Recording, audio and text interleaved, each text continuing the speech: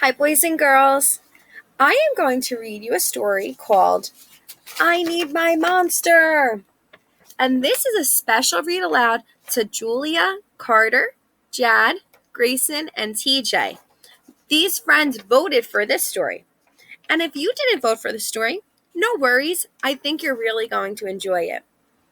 So, the title of this book is I Need My Monster. The book is written by Amanda Knoll. The person that writes the book is the author. So our author is Amanda Knoll. And it's illustrated by Howard McWilliam. Remember, the illustrator makes the illustrations or drawings.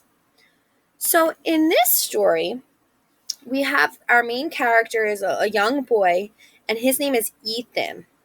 So one night, Ethan checks under his bed for his monster named Gabe. And here he is drawing a picture of Gabe. He finds a note from Gabe that says that he's been gone fishing. Let's see what happens for Ethan when his monster goes away. Tonight, when I looked under the bed for my monster, I found this note instead. Gone fishing, back in a week. Gabe. What was I going to do? I needed a monster under my bed. How was I supposed to get to sleep if my monster was gone? So here we see Gabe. He's looking under his bed and he found the note. And it seems that Ethan really likes having a monster there because that helps him go to sleep at night. Do we think this is a fiction or nonfiction story? Fiction. It's fake, right? It's made up. There are no monsters. I wonder what's going to happen for Ethan. I tried to sleep, but it wasn't the same without Gabe. I missed his ragged breathing, his nose whistling, the scrabbling of his uncut claws. How would I ever get to sleep without Gabe's familiar scary noises and spooky green ooze? It was no use. Gabe would be gone for a week, and I just had to have a monster. I climbed quietly out of bed so my parents wouldn't hear me. Grown-ups have some strange ideas about monsters under beds. I knocked on the floorboards, then scrambled back under my covers. I waited nervously. Would a new monster appear? What would he be like? Would his snorting be as cheerful as Gabe's? When I heard some creaking under my bed, I knew that the substitute monster had arrived. Good evening, said a low, breathy voice. My name is Herbert, and I will be your monster for the evening. Herbert? What kind of name is that for a monster? You don't sound scary at all. Have you ever scared a kid before? Well, no, but I have read all the best books on the topic. Do you have long teeth and scratchy claws? I asked. No, but I have an overbite, and I'm a mouth breather. Listen.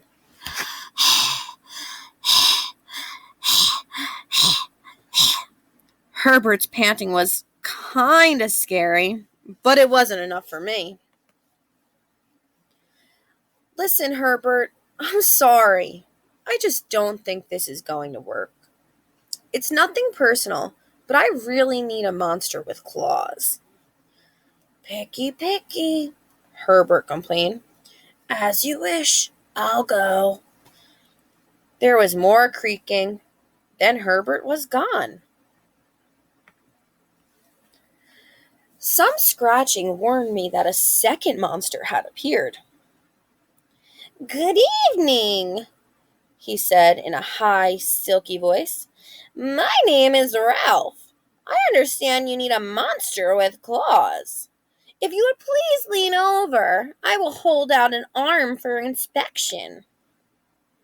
I crouched on the edge of the bed, hoping to see a horrible, shaggy arm with sharp, ragged nails.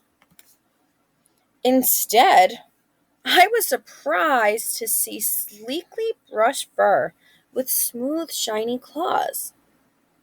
Excuse me? I don't mean to be rude, I asked. But is that nail polish on your claws? Yes, it is, Ralph replied. I believe professional monsters should always be well groomed. I could tell that this was not going to work either. I'm sorry to disappoint you, Ralph, but I need a monster with scary claws. Like Gabe's, I thought. I heard some more scratching, and I knew Ralph was gone. A minute later, a third voice from under the bed raps. Check out these claws, kid. I gathered my courage and peered over the edge. The claws were impressive, jagged and dark and razor sharp. So far, so good. I was a little nervous. Could you stick out your tail? I whispered. Sure, but don't get scared. I peeked through my fingers at the slimy tail slithering over the foot of my bed. That's when I noticed the bow. Are you a girl monster? Of course I am, she snapped. I'm Cynthia. Do you have a problem with that? Yeah, I do, I admitted. I definitely need a boy monster. Boy monsters are for boys, and girl monsters are for girls. Everybody knows that. Well, aren't you a picky one? She sniffed, and then she was gone. Was I being too picky? No. I know that my monster needed to be well clawed and menacing. That means really scary. The whole point of having a monster, after all, was to keep me in bed, imagining all of the scary stuff that could happen if I got out. Let's look at the illustration, boys and girls. Look at all these glow in the dark lines. I think the author is trying to show us what Ethan's imagining. What kind of scary things could be under there? This looks like an octopus. It's like his tentacle. This looks like a really spiked tail. Almost reminds you of a dinosaur. Wow. Then there's some furry claws. But I think Ethan likes to think that there's scary things under his bed. Then I heard a shuffling noise and some slobbering. A fourth monster was under my bed.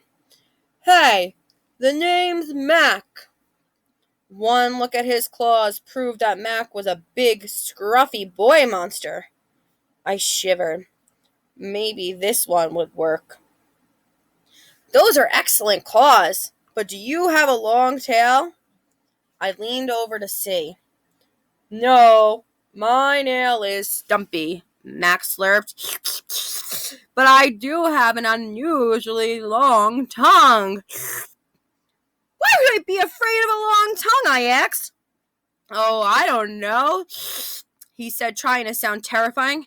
You never know when I might lick you.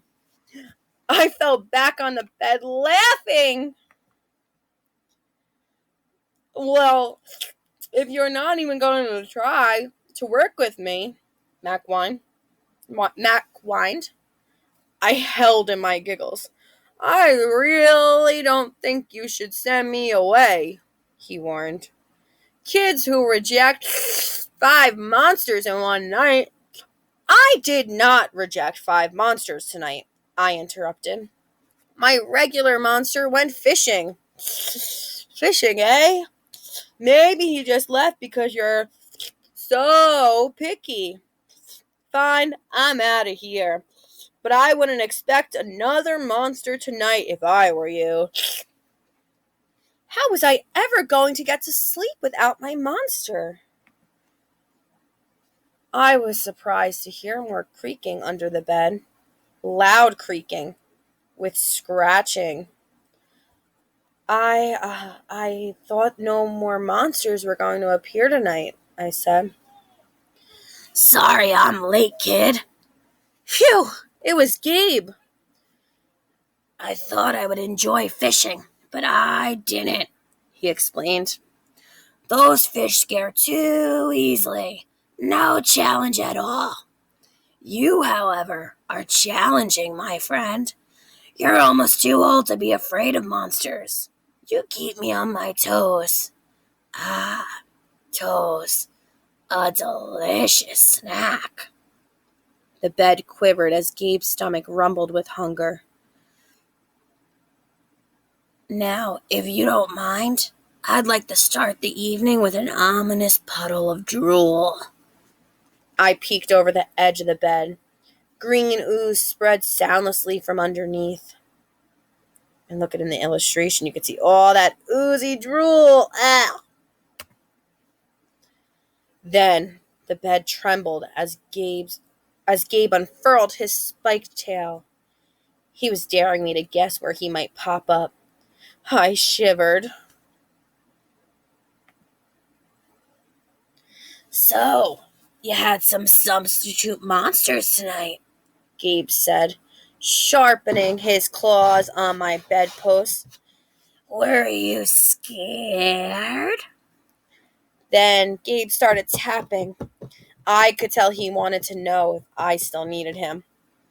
No other monster can scare me like you, I giggled, diving under my covers and pulling them up tight. Through the blanket, I heard Gabe's soft, comforting snorts. Ha! I knew it. We're made for each other, he growled. When my blanket started to slip off the bed, I knew Gabe was ready to eat. Now, if you could please stick out your foot, he said. I'd like to nibble your pinky. I yanked my blanket back up and scrunched my feet in so Gabe couldn't get them. No toes tonight, but you can have this. Ooh, what do you think he's going to give Gabe? Use the illustration to help you. I offered, pushing a pillow off the bed. Did you guess a pillow? That's right. I didn't even hear it hit the floor. And then here you could see some of the feathers from the pillow. Gabe was back. The ooze was perfect. Everything was back to normal. I shivered again. I'd be asleep in no time. The end. What a fun story. TJ, Grayson, Jad, Carter, and Julia, I hope you really enjoyed this story. For any of my other friends that decided to listen to this story, let me know in the comments and let me know how you felt about this story. In your opinion, would you read it again? Did you like it? I hope you had a great time listening, friends. Talk soon.